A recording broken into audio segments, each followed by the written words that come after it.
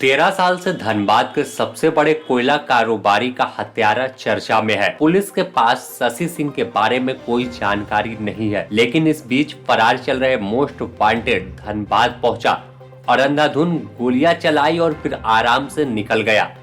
ऐसा अक्सर फिल्मों में देखा जाता था, लेकिन धनबाद में कुछ ऐसा ही हुआ है। इन सब के बीच पुलिस को गोली चलने की जानकारी तक नहीं मिली। अब सवाल है कि आखिर इस पूरे खेल में कौन कौन शामिल है। क्या शशि धनबाद में ही अंडरग्राउंड होकर बैठा है और पुलिस को इसकी भनक तक नहीं लगी? आखिर रागिनी सिंह के दफ्तर के बाहर गोली चलाकर क्या किसी बड़े वारदात को अंजाम देने के पहले की यह चेतावनी समझा जाए? कई सवाल हैं, लेकिन इन सवालों से पहले शशि सिंह के बारे में जान लेते हैं।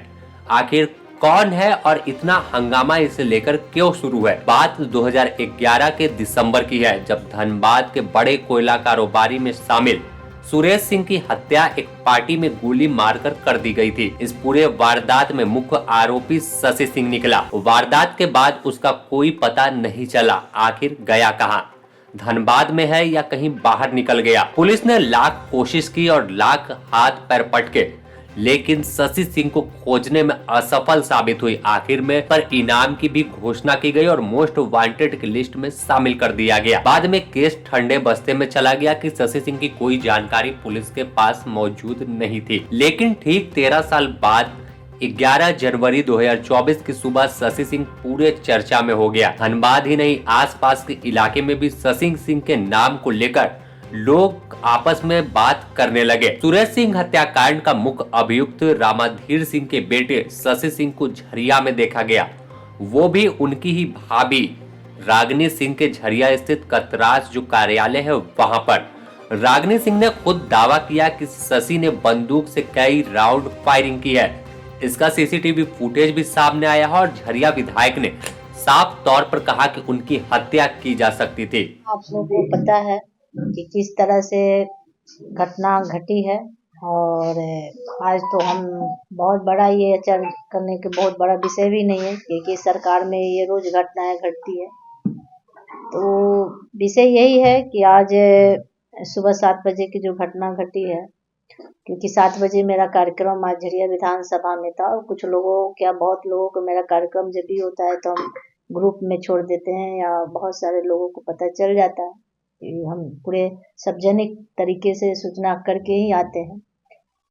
उस मंशा से अगर कहा जाए, या जिस मंशा से कहा जाए, जिस तरह से फुटेज कैमरा में दिख रहा है कि गाड़ी में बहुत सारे लोग बैठे हैं और 2 लोग उतरते हैं बाकायदा पिस्टल के साथ, और हमारे चेम्बर को इधर उधर देखते हैं और फिर निकल जाते हैं। तो सोच सकते हैं कि उनकी मानसिकता क्या है।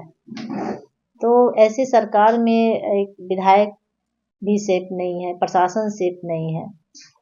तो आप लोग सोचिए कि इस सरकार में क्या सिचुएशन है।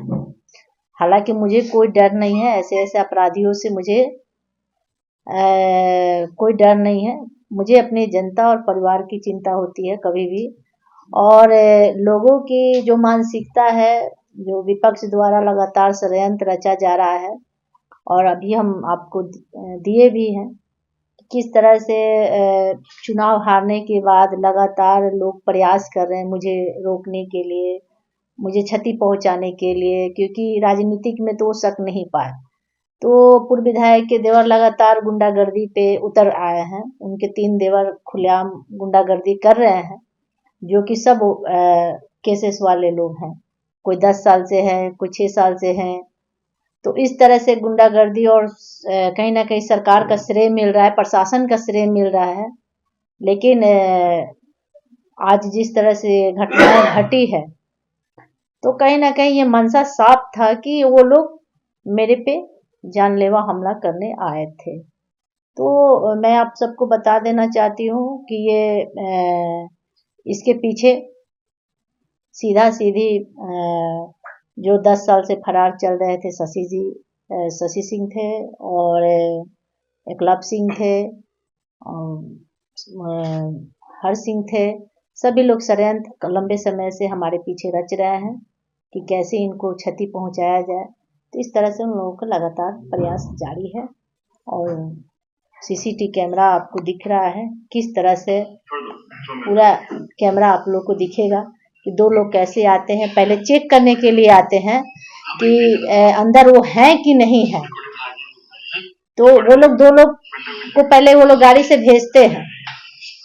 तो बाकी चीजें हम प्रशासन को दे चुके हैं। प्रशासन अब जांच का विषय है, प्रशासन क्या करती है वो हम लोग देखते हैं। फायरिंग की भी घटना हुई है क्या? हाँ, आगे एक स्टाफ रूम है, वहाँ कंप्यूटर कुछ अपना स्टाफ रखा है, उसमें जाकर उनको कुछ नहीं मिला तो स्टाफ रूम में जाकर फायरिंग करना, मतलब एक छोटा सा एक छोटी मानसिकता वाले लोग कहा जाए, और एक छोटा सा दहशत फैलाने का काम किया गया, और कोई बड़ी बात नहीं है। अगर किसी को लड़ना है तो हम तो बोलते हैं सामने से आके लड़िए, पीठ पीछे लड़ने से कोई फायदा नहीं है। कितनी फायरिंग फायरिंग हुई हुई होगी? उसके बाद फिर अंदर इधर आए, क्या हुआ? कितनी फायरिंग हुई होगी? देखिए, जिस तरह से वहाँ के आसपास लोग बता रहे हैं कि 5 फायरिंग किया गया है, 5-6 फायरिंग किया गया है दरवाजे पे, जमीन पे, दरवाजे पे लगातार 2-3 किया गया। इस पूरे मामले को लेकर रागिनी सिंह ने कतरास मोड़ स्थित अपने कार्यालय में एक प्रेस वार्ता किया और बताया कि किस तरह से पूरी वारदात हुई। उन्होंने यह भी आरोप लगाया कि वह पहले से कह रही हैं कि कुछ लोगों के द्वारा उनकी हत्या की साजिश रची जा रही है, जिसका सबूत अब सामने है। शनिवार को उनका कार्यक्रम झरिया विधानसभा क्षेत्र में था, जिसकी जानकारी सभी लोगों की थी। वहीं उन्हें सुबह 8 बजे खबर मिली कि 2 लोग हथियार के साथ उनके कार्यालय में घुसे और अंधाधुंध गोलियां चलाई है। कार्यालय के बाहर निकलकर क्यों फायरिंग की, इसके पीछे की मंशा क्या थी, उनका निशाना कहां था, यह सब जांच का विषय है। तो साफ तौर पर जिस तरह से सीसीटीवी फुटेज दिखा और जानकारी लगी कि 2 लोग घुसे और दावा रागिनी सिंह ने किया कि शशि सिंह है, तो आखिर अब पुलिस पर सवाल उठना लाजमी है कि पुलिस जिस शशि सिंह को 13 साल से तलाश रही थी, वह खुलेआम धनबाद पहुंचता है और गोली चलाता है, और पुलिस इस गोलीबारी की वारदात से भी खुद को अनजान महसूस करती है। तो ऐसे में पुलिस किस तरह कार्रवाई कर रही है, पुलिस कैसे धनबाद के लोगों की सुरक्षा का भरोसा देगी, यह अपने आप में बड़ा सवाल है। क्या इस पूरे षड्यंत्र के पीछे कई लोगों का हाथ है? यह तमाम चीजें जब एक अच्छी जांच टीम गठित कर होगी, तब पर्दा उठेगा कि आखिर गोली चलाने के पीछे की मंशा क्या थी, और क्या कोई अंजाम देने से पहले चेतावनी है। क्या सच में रागिनी सिंह की हत्या हो सकती थी? कई सवाल अपने आप में खड़े हो रहे हैं, लेकिन जवाब किसी के पास फिलहाल मौजूद नहीं है। Bureau report, the news post, Ranchi.